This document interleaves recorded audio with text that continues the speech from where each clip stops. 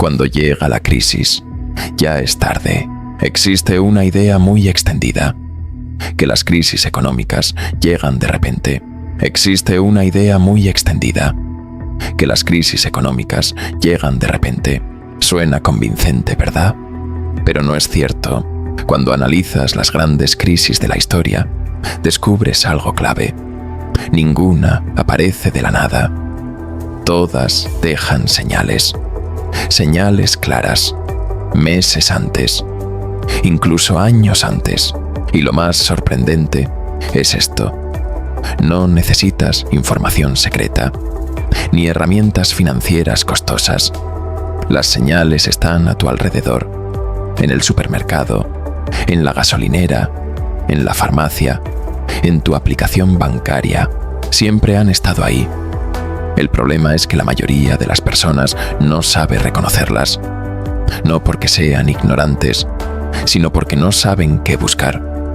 Y esa diferencia es la que separa a quienes se preparan de quienes reaccionan demasiado tarde. En este video te mostraré 7 señales clave. Señales que han aparecido una y otra vez en crisis económicas reales. Después de ver esto, no volverás a mirar igual. El supermercado, la gasolina, ni los mensajes de tu banco. Porque la información siempre estuvo frente a ti. Solo necesitabas aprender a verla. ¿Empezamos? Las crisis nunca llegan de repente. No puedes formarte una opinión sobre algo sin entenderlo. Las crisis no llegan de repente. No se hacen visibles de repente. Observa la diferencia fundamental. Cuando los titulares de los periódicos hablan de colapso, el sistema ya no puede ocultar lo que está pasando. Si una noticia sale en portada, ten por seguro que es porque el sistema lo ha permitido. Lo que está pasando llega tarde a los titulares. Así es como te das cuenta de lo que está pasando. Pero tu supermercado es un indicador adelantado. La gasolinera también es un indicador adelantado. La app del banco, tu farmacia, los anuncios de venta en tu barrio. Todo esto te proporciona información en tiempo real. La habilidad que vas a aprender hoy es leer esa información antes de que salga a la luz. Entérate de todo antes de que salga en los titulares. Vamos a adquirir esta habilidad. Primera señal. El banco. Te voy a hacer una pregunta. ¿Cuál es tu límite diario de retirada en el cajero automático? La mayoría de la gente no lo sabe exactamente. No se enteran del límite real hasta que les llega el aviso de que lo han superado. Y este límite se puede cambiar sin que tú lo sepas. ¿Es esto tan importante? Los bancos realizan cambios silenciosos en los límites al gestionar sus reservas de efectivo. No consideran necesario hacer un comunicado oficial. La prensa no se hace eco de ello. Un día, cuando vayas al cajero automático, verás en la pantalla una cifra mucho menor de lo que esperabas. Te encontrarás con la misma situación en los plazos de las transferencias. En condiciones normales, las transferencias internas se completan en un día. Si el banco se encuentra bajo presión de liquidez, quiere mantener una apariencia normal, ralentizando la salida de fondos. Los plazos se alargan silenciosamente. Cuando llamas al banco, el servicio de atención al cliente te dice que hay mucha demanda en este momento. No se trata solo de un problema técnico, es una decisión. El banco se mantiene firme en su decisión utilizando el servicio de atención al cliente como excusa. En Chipre, en 2013, el sistema bancario no pudo prestar servicio a sus clientes durante 12 días. Cuando los bancos reabrieron, los titulares de cuentas con más de 100.000 euros habían perdido el 50% de su dinero. En la economía occidental moderna, los clientes habían sufrido pérdidas mediante un nuevo método. La señal se había estado emitiendo durante 11 meses. Plazos de transferencia que se alargaban silenciosamente. Límites de cajeros automáticos reducidos sin que la prensa lo informara. Retrasos inexplicables en las transferencias de gran cuantía. Quienes leyeron la señal protegieron su dinero trasladándolo. Quienes interpretaron el problema como una molestia rutinaria perdieron su dinero. ¿Qué debes hacer entonces? Abre inmediatamente la aplicación de tu banco. Averigua tu límite diario en cajeros automáticos. Anota tu límite en algún sitio indicando la fecha. Vuelve a comprobar tu límite 90 días después. Segunda señal. Supermercado. Entras en el supermercado y ves que las estanterías están llenas, pero no lo están. A esto se le llama disposición superficial. Los dependientes colocan los productos en primera fila. La parte trasera queda vacía. 5 cajas en fila ordenada hacen que las estanterías parezcan llenas. Te asomas por detrás. Un enorme hueco de 3 metros. El supermercado intenta contarte una historia. La estantería delantera es nuestra historia. Lo que hay detrás es lo que nos ocultan. En tu próxima compra, alarga el brazo hacia la parte trasera de 3 estanterías diferentes. Lo que encuentres allí es el inventario real. Lo que ves desde el pasillo es lo que quieren que veas, pero la señal principal tampoco es esa. La señal principal es esta. Si una marca no está, significa que esa marca tiene un problema. Pero si en la misma categoría, aceite de cocina, carne en conserva, leche de larga duración, no hay más de una marca al mismo tiempo, eso es algo diferente. Es una señal de la red de distribución. Significa que un eslabón de la cadena está afectando a más de un fabricante. Si no hay ketchup Heinz, es que Heinz tiene un problema. Si no hay Heinz, Hans y la marca del supermercado al mismo tiempo, hay un problema entre las fábricas y el supermercado. Y cuando veas el cartel de 2 productos por cliente, detente. Ese cartel es el resultado de una decisión de la dirección. Se celebró una reunión. Se hablaron de las cifras. Se previó una restricción en el suministro. El supermercado está llevando a cabo su propio sistema de alerta temprana de forma pública. Léelo. En la Unión Soviética, a finales de los años 80, los empleados de los supermercados recibieron instrucciones de definir todo tipo de existencias como modernización temporal de la distribución.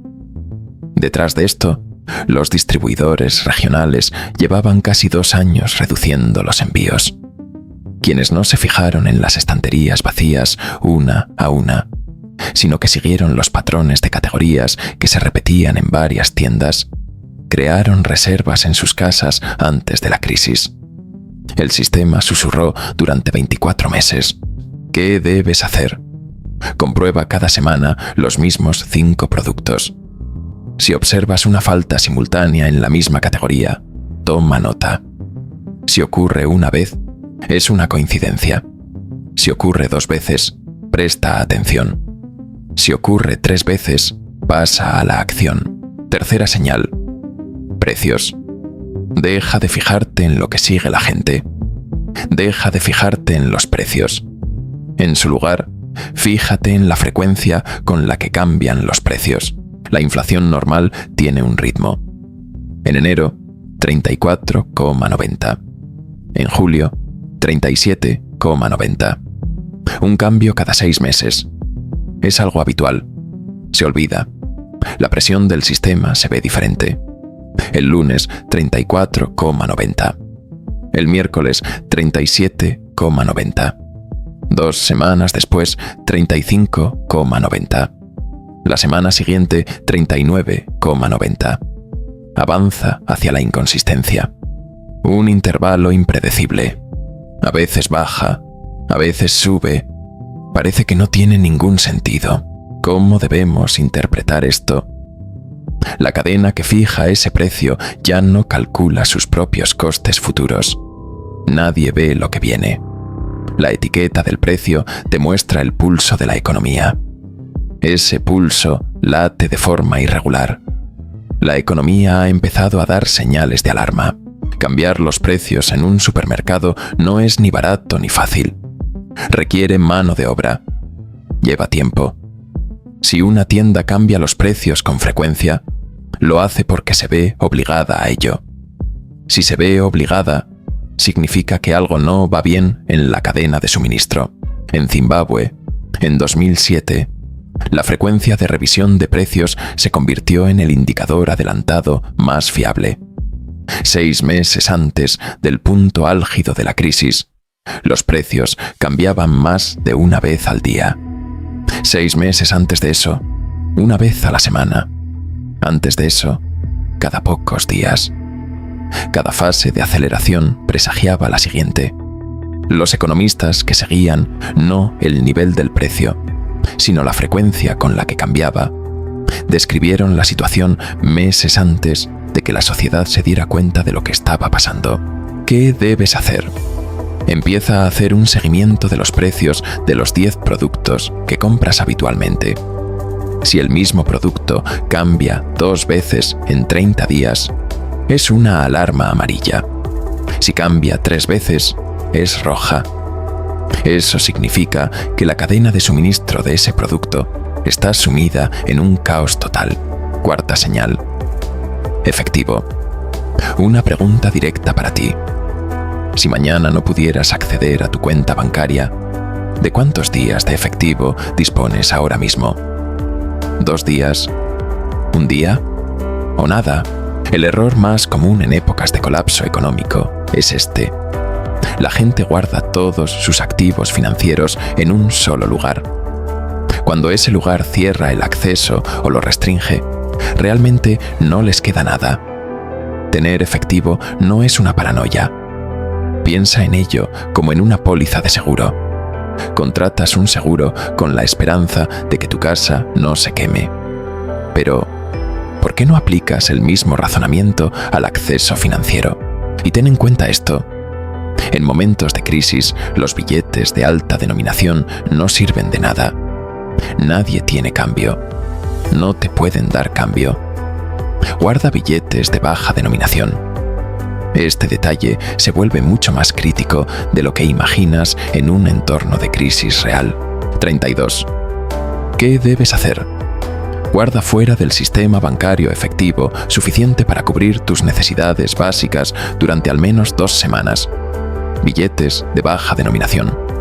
En un lugar accesible pero oculto. Quinta señal. Farmacia. Casi nadie presta atención a esta señal. Sin embargo, históricamente, es uno de los indicadores de alerta temprana más fiables. Si cuando vas a la farmacia te recomiendan un medicamento equivalente, porque no tienen el genérico que buscas, no se trata de un pequeño contratiempo logístico. Es el primer indicio visible de que la cadena de suministro se ha roto. El orden es siempre el mismo. Primero desaparecen los genéricos. Son los que tienen el margen de beneficio más bajo. Los primeros en sacrificarse. Después, los medicamentos originales tampoco quedan en stock. Te dicen que esperes 2 semanas. Las 2 semanas se alargan a 4. Luego, la fecha es indefinida. Y al final, simplemente no hay. Los medicamentos infantiles son siempre los primeros en desaparecer. Las formulaciones pediátricas, los antibióticos líquidos y los antipiréticos son los productos con los márgenes más estrechos y con menos stock de reserva. Si en una zona se agotan simultáneamente en varias farmacias, es posible que las categorías ocultas ya se estén rompiendo. En Alemania Oriental, 18 meses antes de noviembre de 1989, los medicamentos occidentales comenzaron a desaparecer poco a poco de las farmacias. Los tiempos de espera se alargaron de días a meses. La explicación oficial era una regulación temporal del suministro. La verdadera razón era otra. El país había agotado sus reservas de divisas para las importaciones occidentales. Las farmacias ya mostraban los síntomas de un sistema monetario vaciado. 18 meses después, ese gobierno ya no existía. ¿Qué debes hacer? Si tomas medicamentos de forma habitual, mantén un stock adicional para 30 días. Visita tu farmacia una vez al mes, no solo para comprar medicamentos, sino para observar el estado de las existencias. Sexta señal. Vivienda.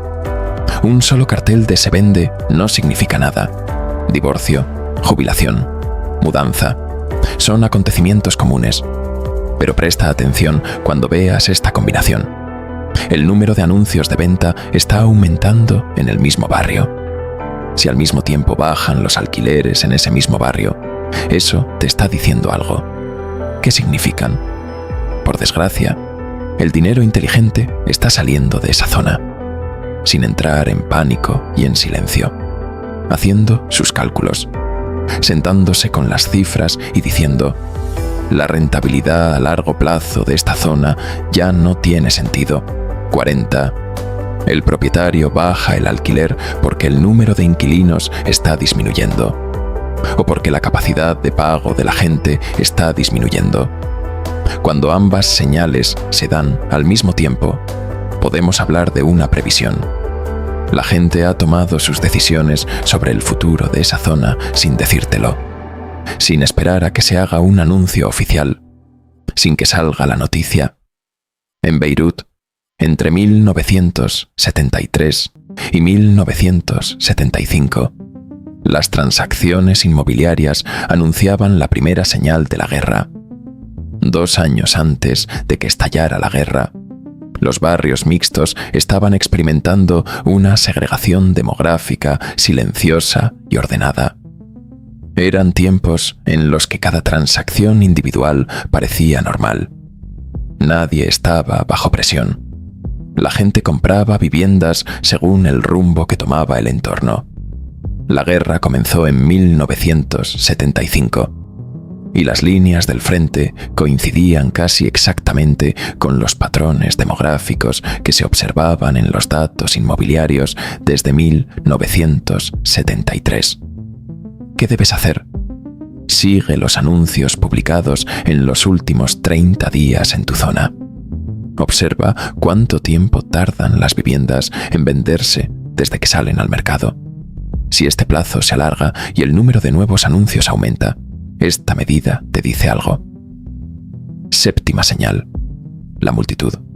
Sí, la última señal, y la que menos llama la atención.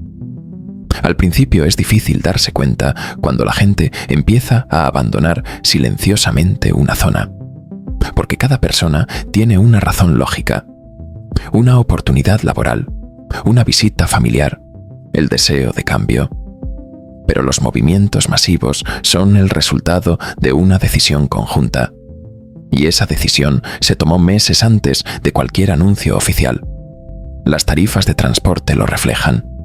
Si salir de la ciudad es caro y entrar es barato, el tráfico es unidireccional. La multitud se marcha. El mercado lo refleja en los precios en tiempo real. He aquí por qué funciona. Las empresas de mudanzas deben mantener el equilibrio de sus vehículos. Si se acumulan demasiados vehículos en una dirección, abaratan la salida en esa dirección. La asimetría de precios te indica directamente la dirección del flujo de población. Ningún informe demográfico puede medir esto a esta velocidad. Si en tu entorno cercano aumenta el número de personas que dicen que se mudan, no es una coincidencia. Si en la misma calle se han mudado 2 o 3 familias en un plazo de 3 meses, hay una pregunta que vale la pena hacer. ¿Qué debes hacer? Compara los precios de las mudanzas de ida para la misma distancia en 2 direcciones diferentes. La asimetría de precios indica en qué dirección se desplaza la gente.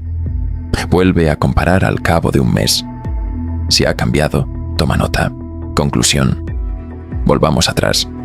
Imagina a un panadero en el país que sufre la peor inflación del mundo. Es el año 1945. Sus clientes compraban pan cada mañana al mismo precio, pero los panes eran un poco más pequeños. Los clientes lo aceptaron como un ajuste temporal de la posguerra. Era una explicación razonable, pero también era errónea.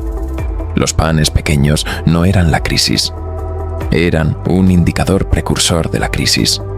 La moneda de ese país sufrió la peor hiperinflación de la historia en el plazo de un año. Los que crearon reservas en ese periodo sobrevivieron. Los clientes no tenían la culpa. No eran tontos. Simplemente carecían de un marco para interpretar las señales de su entorno. Y, como personas totalmente racionales, hicieron lo que hacían mientras esperaban a que las noticias les dijeran qué hacer. Cuando las noticias lo dijeron, ya no quedaban opciones. A lo largo de este vídeo he explicado 7 señales. No necesitas ningún acceso especial para ver ninguna de ellas. Pero tengo que decirte algo. Ninguna de estas 7 señales es determinante por sí sola. Por sí solas, solo son ruido. Si tratas cada señal como si fuera una alarma de incendios, acabarás agotándote. Y cuando llegue una convergencia real, te habrás entrenado para rechazarla. El patrón es una señal. La velocidad del cambio es una señal. Si varias señales de diferentes categorías se unen en la misma ventana de observación, eso es una señal. En los registros históricos, ninguna congelación bancaria, ningún colapso monetario, ninguna ruptura de la cadena de suministro que haya causado verdadero sufrimiento civil fue anunciada de antemano con un único indicador de alerta. Todas llegaron en forma de conjuntos. Y las personas que salieron airosas de esos periodos no sobrevivieron por lo inteligentes o conectadas que fueran, sino por lo pronto que actuaron. Entraron en los mismos supermercados, usaron los mismos cajeros automáticos, vieron las mismas noticias. La diferencia fue una sola cosa: sabían qué buscar. Ahora tú también lo sabes. Lo que hagas con esto depende totalmente de ti.